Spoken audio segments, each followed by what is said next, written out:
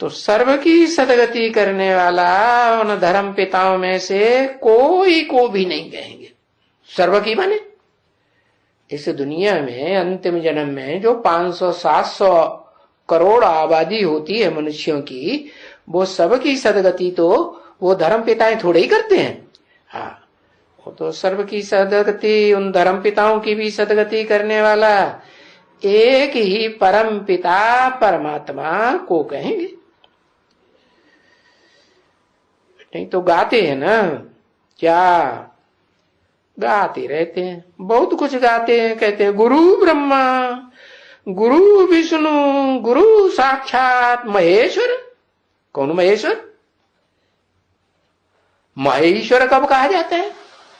महाशब्द कब लगाया जाता है? कौन कौन दो मिलते हैं तो महेश्वर कहा जाता है?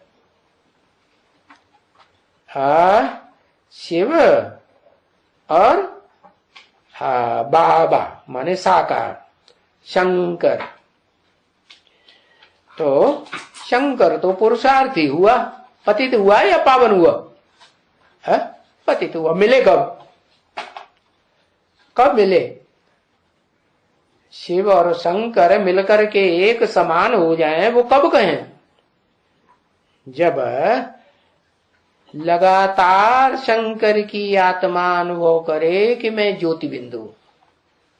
क्या 24 घंटे ज्योति बिंदु याद रहे हैं और ज्योति बिंदु रूप बाप याद रहे, इसके अलावा और कोई भी मनुष्य मात्र की देह याद ना आए, ना अपनी देह, अपनी देह भी याद ना आए, तब कहेंगे क्या? सदगुरु। क्या कहेंगे? सदगुरु, सदगति करने वाला। साकार या निराकार? साकार। साकार क्यों कहा? जब सदगुरु मिला दलाल, सदगुरु जो ऊंच ते ऊंच पार्ट हुआ तो उसको साकार क्यों कहा है?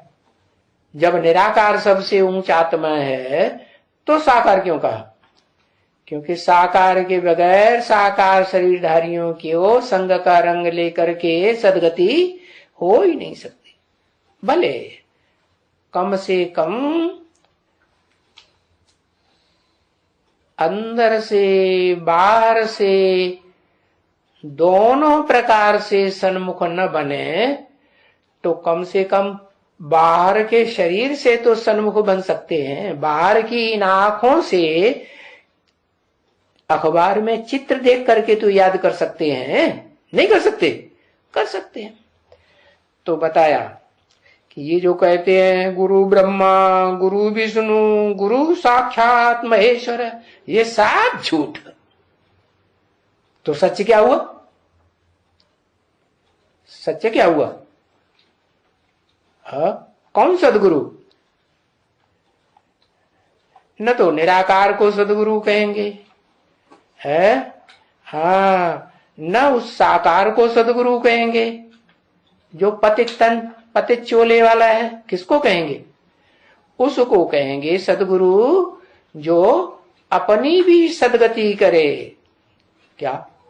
शरीर भी योग बल से शुद्ध बनाए, पवित्र बनाए, निरोगी बनाए और मन बुद्धि रूपी आत्मा जो अंदर है वो भी पवित्र बने, उसमें भी कोई है अशुद्ध संकल्प अपने लिए या दूसरों के लिए ना आवे, तो उसको कहेंगे सदगुरु। उसको कहेंगे तो अनुभव तो करेंगे लोग, है कोई टीवी में देख के अनुभव करेंगे, कोई रेडियो में आवाज सुन करके अनुभव करेंगे, कानों से ही सुनेंगे ना। तो बताया संग का रंग तो जरूर चाहिए ना। अब निराकार का संग का रंग लगता है क्या? निराकार का कैसे लगेगा? नहीं। अच्छा, निराकार का संग का रंग जिस मुकर्रर रथ में आते हैं उस आत्मा को नहीं लगता, वो किसे याद करती है? निराकार को। अरे कभी नीचे कभी ऊपर, क्या करते हो?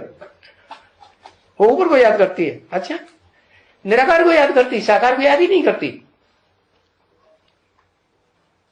तो फिर उसकी सदगति होगी नहीं। और आत्माएं तो इस षष्टि रूपी रंगमंच पर नंबरवार साकार है, और वो तो सदाकाल साकार है, तो उसकी सदगति निराकार से कैसे हो जाएगी? किसको याद करता है? निराकारी स्टेज में प्रत्यक्ष होने वाला बाप को याद करता है। अच्छा, वो तो बाद में प्रत्यक्ष होगा है? बाद में प्रत्यक्ष होगा कि पहले प्रत्यक्ष होगा? बाद में प्रत्यक्ष होगा। तो फिर अरे वो याद करेगी तो उसकी बुद्धि में ये नहीं है कि वो मुकर्रर रथधारी कौन है? जब मालूम है तो उसे पहले ज्यादा मुकर्रर रथ में याद आएगा कि दूसरे के रथ में याद आएगा? तो साकार में निराकार याद आएगा ना, है?